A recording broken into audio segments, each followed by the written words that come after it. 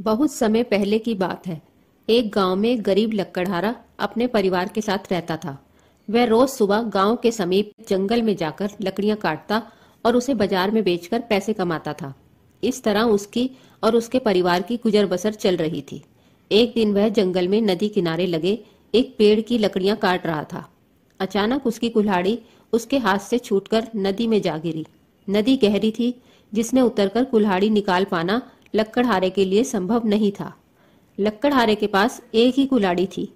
उस कुल्हाड़ी के नदी में गिर जाने से वह परेशान हो गया। वह सोचने लगा कि वह अब अपनी जीविका कैसे चलाएगा।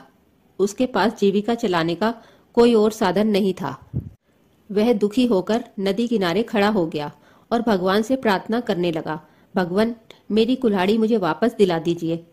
लकड़हारे की सच्चे मन से की गई प्रार्थना सुनकर भगवान प्रकट हुए। उन्होंने उससे पूछा, पुत्र, तुम्हें क्या समस्या है? लकड़हारे ने कुल्हाड़ी नदी में गिरने की बात भगवान को बता दी और उनसे याचना की कि वे उसकी कुल्हाड़ी वापस दिला दें।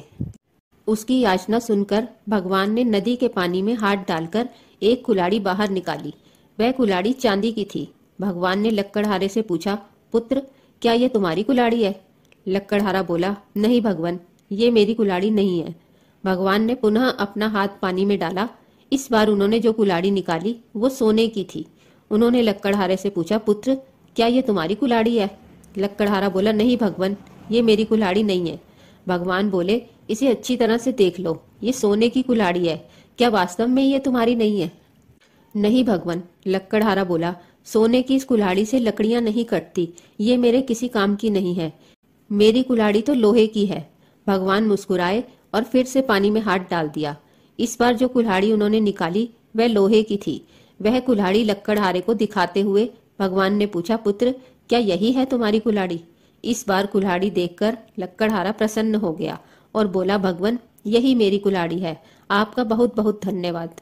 भगवान लकड़हारे की ईमानदारी देखकर बहुत प्रसन्न हुए और बोले, पुत्र, मैं तुम्हारी ईमानदारी से अत्यंत प्रसन्न हूँ, इसलिए तुम्हें लोहे की कुल्हाड़ी के साथ साथ सोने और चांदी की कुल्हाड़ी भी देता हूँ। यह कहकर भगवान अंतर्ध्यान हो गए। इस कहानी से हमें शिक्षा मिलती है कि सदा ईमानदार रहें।